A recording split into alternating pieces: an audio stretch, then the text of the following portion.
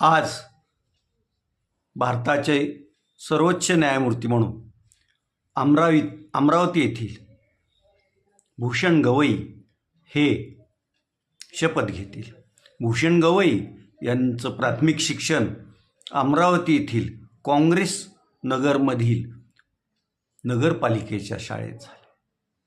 प्राथमिक शिक्षण आणि माध्यमिक शिक्षण जिल्हा परिषद आणि नगर परिषद शाळेत झालेले अनेक विद्यार्थी पुढं त्यांनी यशोशिखरं गाठलेली आहेत। अशी अनेक उदाहरणं आहेत।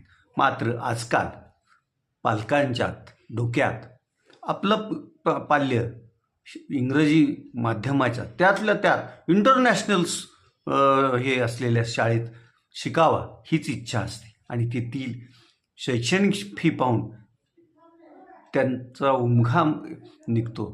कारण अगदी KGलाही लाखाच्या आसपास फी असलेल्या शाळा महाराष्ट्रात नाही देशभरात आहे।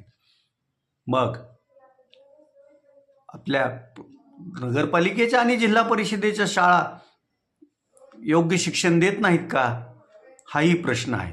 धाराशिवचे खासदार ओमप्रकाश भूपालसिंह उर्फ पवनराजे निंबाळकर यांचंही प्राथमिक शिक्षण नगर परिषद धाराशिवच्या 4 आणि 11 नंबरच्या शाळेत झालेलं आहे।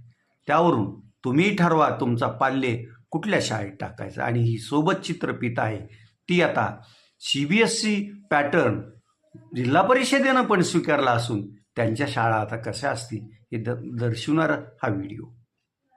मुलाचे ॲडमिशन कोणत्या शाळेत घेऊ हा प्रश्न सतावतोय, तर मग हा व्हिडिओ खास तुमच्यासाठी।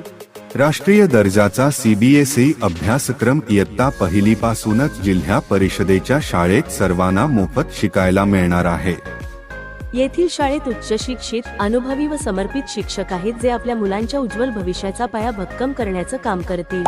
या शाळेत घेत असलेल्या स्पर्धा परीक्षा, क्रीडा स्पर्धा व स्नेहसंमेलन यामुळे विद्यार्थ्यांचा सर्वांगीण विकास होणार आहे।